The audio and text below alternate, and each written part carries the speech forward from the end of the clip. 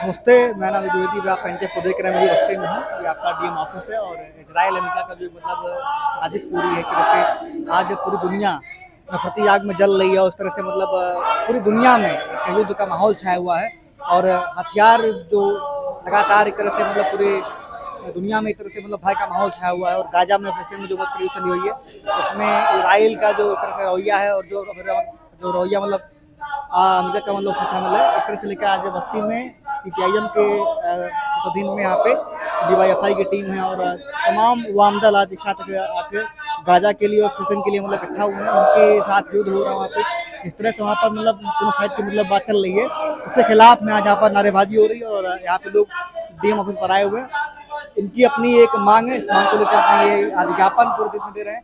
वाम दलों का आज पूरे देश में अपना ज्ञापन चल रहा है। इनकी मांग है कि किस तरह से अमेरिका अपनी नीतियों के खिलाफ लगातार, कभी चाहे भारत हो, चाहे गाजा हो, चाहे वो फिलिस्तीन हो, तमाम देशों पर इस तरह से आज अमेरिका मतलब अपना एक रौब झाड़ रहा है। इसके खिलाफ में आज मानवता के लिए आज लोग इकट्ठा हुए। हम बात करेंगे इनके यहाँ से, इनसे और बात करते हैं।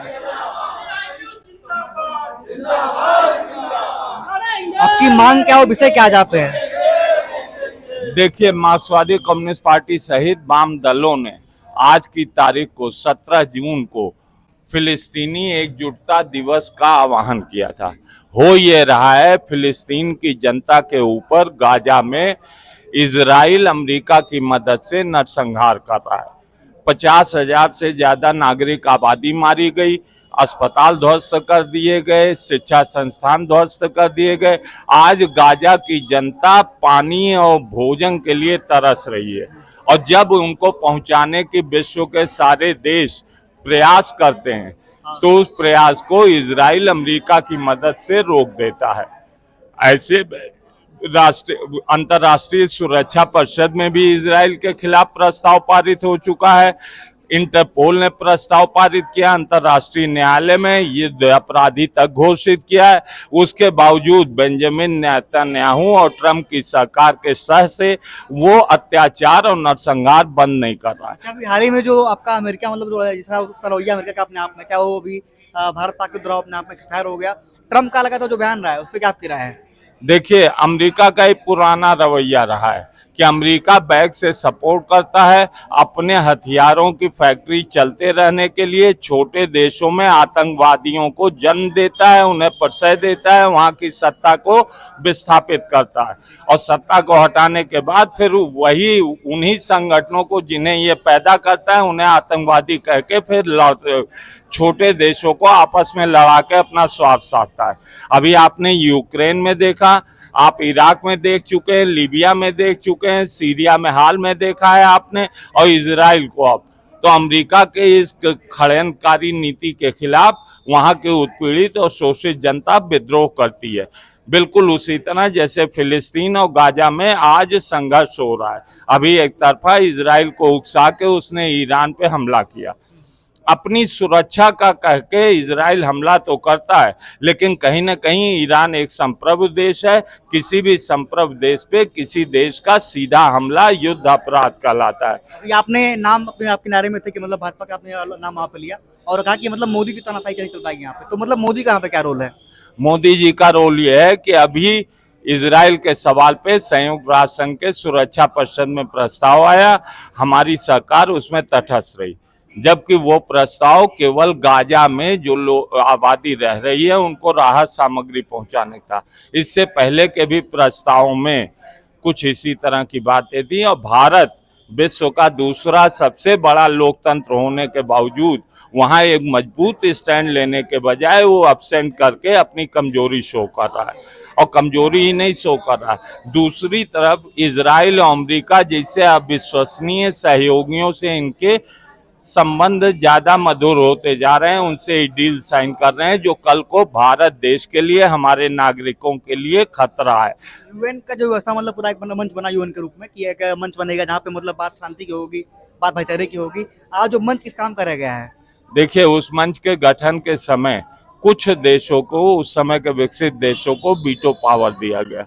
उस वीटो पावर का दुरुपयोग आज वो विकसित देश अपने अपने स्वार्थों के लिए करते हैं। जैसे इजराइल के खिलाफ कई प्रस्ताव अमेरिका ने वीटो करके रोका। अब ऐसे में जबकि पूरा विश्व इजराइल के खिलाफ है, अधिकांश देशों में इजराइल के राष्ट्रपति बेंजामिन नेतन्याहू जा नहीं सकते, उनके खिलाफ वारंट है, युद्ध अपराधी हैं।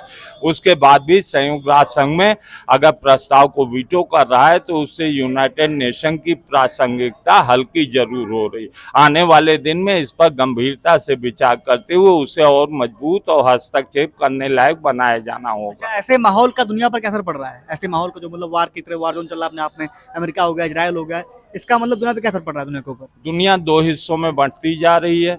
अमेरिका का एक तरफा जो मोनोपोली थी, जो रूल था, वो ध्वस्त होता दिख रहा है। अमेरिका बौखलाया हुआ है, वो अपनी साम्राज्यवादी ताकत, हथियार की और व्यापार की वो बनाए रखना चाहता है। उसके लिए चाहे पूरी मानवता को उसे ध्वस्त कर देना पड़े। और मत भूलिए कि विश्व में परमाणु बम का अगर कहीं एकमात्र प्रयोग हुआ है तो जापान में हुआ है, जब एक दिन के अंतर पे अमेरिका ने सिविलियन आबादी पे, नागरिक आबादी पे बम्बार्डिंग की थी। और अमेरिका के अलावा कहीं भी पूरे मानव इतिहास में परमाणु बम का उपयोग नहीं किया गया। सवाल था जिसका मतलब व्यापार बम से है, जो मतलब हथियार बेचता हो, शांति कहाँ से दे पाएगा दुनिया को? ये सही सवाल है, इसे समझने की जरूरत है, छोटे देशों को समझने की जरूरत है, भारत के वर्तमान राजनीतिक नेतृत्व को भी समझने की जरूरत है। अब की बार ट्रंप सरकार गरीबों के झोपड़ियों के आगे पर्दे लगाना, उनके चाटकारों द्वारा हवन करना, और इस सब के बावजूद जब पाकिस्तान से हमारी फंसी तो न भारत के डीजीएमओ ने कहा, न पाकिस्तान के डीजीएमओ ने घोषणा किया, न भारत सरकार ने, न पाकिस्तान सरकार ने। घोषणा किसने किया? अमेरिका के ट्रंप कह रहे हैं कि भारत और पाकिस्तान सीज फायर कर लिए।